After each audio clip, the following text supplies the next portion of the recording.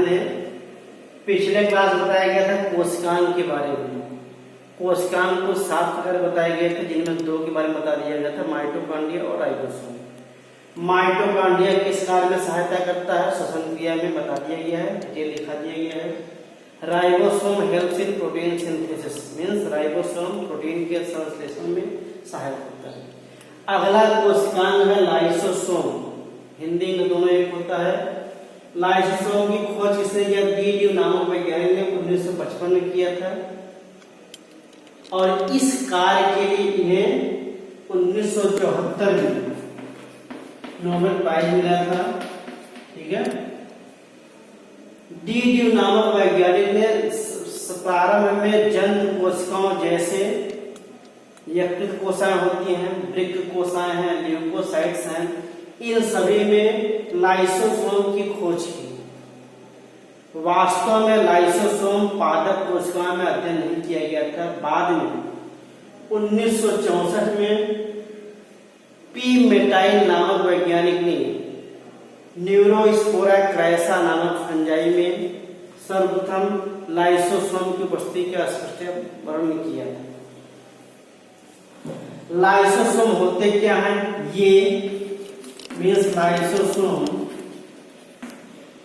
0.25 to 0.50 micrometer व्यास की, व्यास है, व्यास की एक झिल्ली से घिरी कोशिकांग होती है, थैलीनुमा कोशिकांग होते हैं, जिनमें लगभग 50 की संख्या में, नंबर होते 50 संख्या में जल घटनीय एंजाइम या विकर पाए जाते हैं। ये एंजाइम्स क्या होते हैं? नॉर्मली प्रोटीन पाचक एंजाइम होते हैं, वसा पाचक एंजाइम होते हैं, कार्बोहाइड्रेट पाचक एंजाइम होते हैं, न्यूक्लिक अम्ल पाचक एंजाइम होते हैं। ये सभी जलीय अवस्था में होते हैं, इसका नाम रखा गया है जल अपघटनीय एंजाइम। ये सभी एंजाइम थैलीनुमा आकृति में बंद रहते हैं और कोशिका के अंदर विभिन्न स्थानों पर भ्रमणशील रहते हैं। ठीक है, अब ये भ्रमण करते हुए क्या करती हैं? आवश्यकतानुसार जो पदार्थ निष्क्रिय होते हैं, कोशिकाओं के लिए हानिकारक होते हैं, वहां पहुंच करके ये स्वतः फट जाती हैं। इनमें उपस्थित सभी एंजाइम स्वतंत्र हो जाते हैं और संबंधित पदार्थ का पाचन करते हैं। यह प्रक्रिया स्वतः होती रहती है, जो जन्म से लेकर मृत्यु तक निरंतर चलती रहती है कोशिकाओं में। ठीक है, आगे ध्यान दीजिएगा। ये वास्तव में लाइसोसोम क्या होती, किससे बनती है? नाम में देखा गया है, ये लाइसोसोम कोशिकाओं में स्वतः बनती रहती हैं और नष्ट होती रहती है।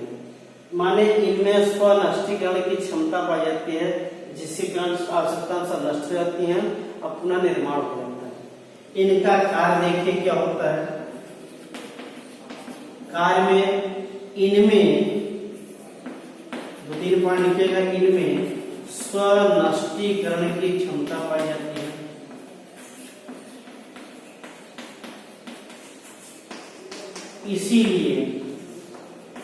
इसीलिए इन्हें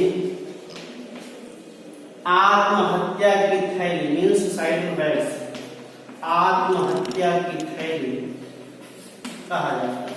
ये कॉमन नेम है, कई बार परीक्षा में पूछा जाता है किस कोशिकांग को आत्महत्या की थैली कहा जाता है, तो आप आंसर देंगे लाइसोसोम। अगला कार्य क्या होता है? यह कोशा विभाजन में सहायक होता है। कैसे? देखिए यहाँ पे, जैसे मान लिया ये कोशिका है, ये निरंतर कोशिका के अंदर विचरण करते रहते हैं, और जैसे ये कोशिका भित्ति के पास पहुंचते हैं तुरंत फट जाएंगी, और फटने से क्या होगा? यहाँ पे कोशिका भित्ति रप्चर हो जाती है और यहाँ से कोशिका विभाजन आसानी से हो जाती है। माने इनडायरेक्ट में कह सकते हैं lysosome helps in cell division. ठीक है, अगला पॉइंट देखिए, यह करता क्या है? यह कोशिका में अपशिष्ट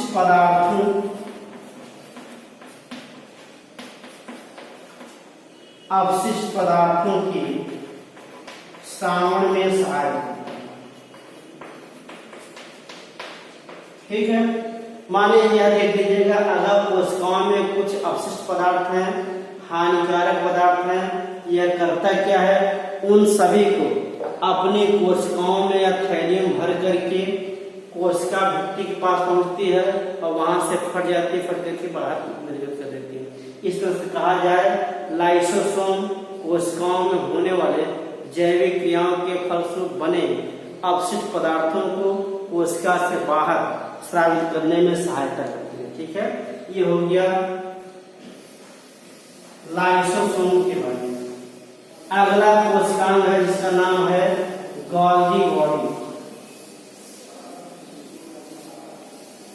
नेक्स्ट है गोल्गी बॉडी।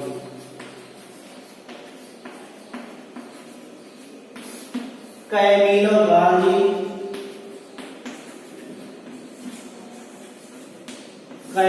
गाल्जी नामक वैज्ञानिक ने इसकी खोज किया था।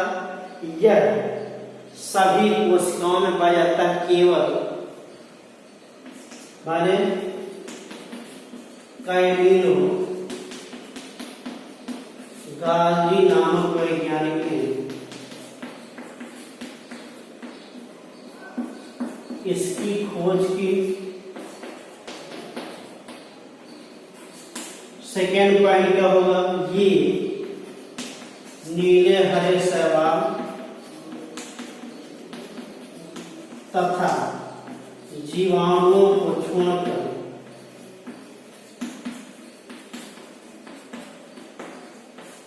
सभी जंतु एवं पादप कोशिकाओं में पाए जाते हैं। ठीक है, ये एंडोप्लाज्मिक रेटिकुलम माने ईआर से बनते हैं तथा नलिका का थैलीनुमा संरचना होती है।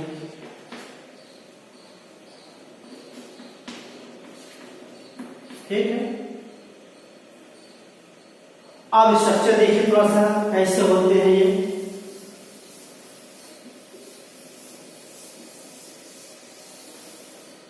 यहां देखिए ऐसे गोलाकार की ट्यूब्यूल्स नलिकाएं होती हैं ऐसे।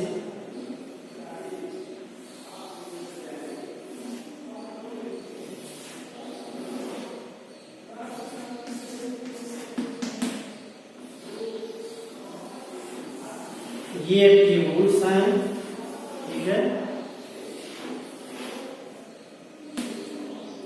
ये ट्यूब्यूल्स हैं, ये वेसिकल्स कही जाती हैं। ठीक, यह इनका कहलाता है सिस या फार्मिंग फेस और एवं पार्ट बनाता है ट्रांस या मैच्योरिंग फेस। ठीक, ये है स्ट्रक्चर ऑफ गोल्गी बॉडी। यह देखा गया है कि इनका निर्माण सामान्यतः किससे होता है, एंडोप्लाज्मिक रेटिकुलम। एंडोप्लाज्मिक रेटिकुलम कहाँ पाई जाती है, केंद्रक झिल्ली पर पाई जाती है। इनसे ये नलिकाएं टूट करके गोल्गी बॉडी का निर्माण करती हैं। गोल्गी बॉडी सामान्यतः 3 प्रकार की होती हैं, नलिकाकार ट्यूब्यूल्स कहलाती हैं और थैलीनुमा होती हैं, वेसिकल्स कहलाती हैं। और एक कुछ छोटे छोटे आप क्या कहते हैं, छोटे छोटे पार्टिकल्स कहते हैं। गोल्गी बॉडी का उत्तल सतह या कॉन्वेक्स पार्ट ये कहलाता है सिस आर फॉर्मिंग फेस कहलाता है, और जो भाग अवतल होता है उसे कहते हैं ट्रांस या मैच्योरिंग फेस। ठीक है, ये हो गया गोल्गी बॉडी। गोल्गी बॉडी कहाँ पाई जाती है, कोशिकाओं में पाई जाती हैं। ये क्या कार्य करती हैं या कार्यों में सहायक होती हैं। डायग्राम बनाना फिर लिखते हैं। कार्य देखिए इसका क्या है। कार्य में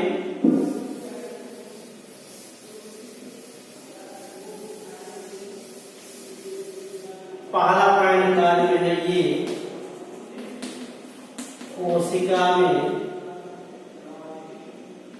पदार्थों के वही श्रावण तथा अंतर श्रावण में सहायक होते हैं। ठीक है। दूसरा ये है, ये आवश्यकतानुसार कोशिका के अंदर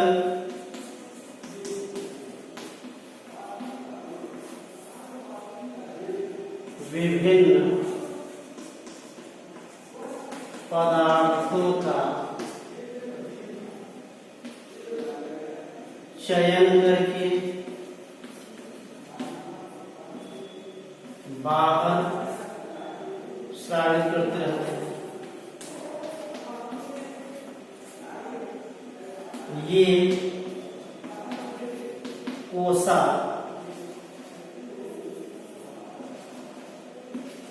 भित्ति के निर्माण में सहायक होते हैं।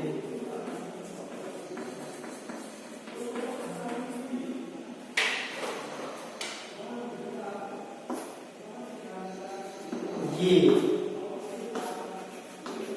स्पर्म की एक्रोसोम के निर्माण में सहायक होते हैं। ठीक।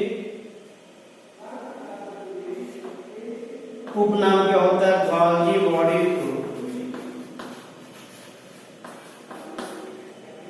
Traffic police officer, traffic police officer कहा जाता है। ठीक है। ये हो गया about to Golgi body. Golgi body क्या करती है? ये कोशिकाओं में उपस्थित हानिकारक पदार्थों को कोशिका से बाहर स्रावित करने में सहायक होते हैं। माने पदार्थों का स्रावण दो तरीके होता है, एक वही श्रावण, दूसरा होता है अंतर श्रावण। ठीक है। तो ये पदार्थों के वही श्रावण तथा अंतर श्रावण सहायक होते हैं। माने ये आवश्यकता अनुसार पूरी कोशिकाओं में क्या करते हैं? पदार्थों का, अपशिष्ट पदार्थों का अथवा हानिकारक पदार्थों क्या करते हैं? चयन करते हैं। फिर चयन करने के बाद इनको कोशिका के बाहर अथवा कोशिका के अंदर मीन्स अन्य कोशिकाओं से बाहर श्रावण करने का कार्य करते हैं। अगला है यह, माने ये कोशिका विभाजन के समय कोशिका भित्ति माने सेल प्लेट कहा जाता है, कोशिका भित्ति का निर्माण करते हैं। ठीक है। Cell plate.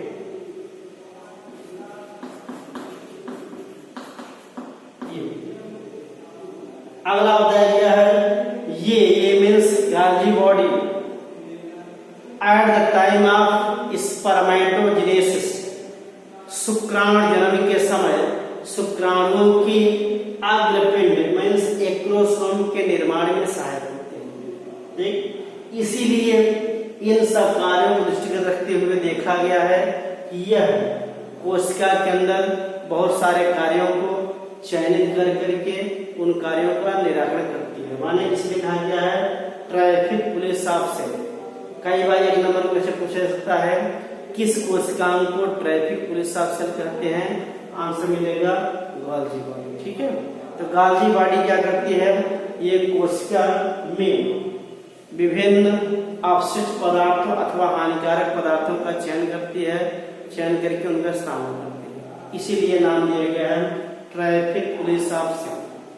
ये दो हो गए, दो के बारे में पढ़िएगा, नोट्स बना लीजिएगा और इनके कार्य को बता दिए, नोट कर लीजिएगा।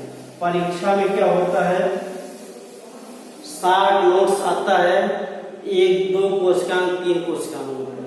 आपको अभी बता दिया गया है माइटोकॉन्ड्रिया के बारे में, मैंने पहला बताया गया है माइटोकॉन्ड्रिया, फिर दूसरा बताया गया राइबोसोम, तीसरा अभी बताया है लाइसोसोम, चौथा बताया गया है ग्लोमेरुलर। ये 4 कोशिकाओं के बारे में आज डिस्कस कर दिया गया है। इसके बाद नेक्स्ट हम पढ़ाएंगे, आपको छोटा है एंडोप्लाज्मिक रेटिकुलम, अगला पढ़ाएंगे प्लास्टिड्स। हम चाहते हैं आज यहीं पे पूरा सिलेबस देखे 4 पढ़ा दिया गया है। इन 4 नोट्स बना लीजिएगा, इनका कार्य पढ़ लीजिएगा। नेक्स्ट हम पढ़ाएंगे अगला क्लास कल में। ठीक, थैंक यू।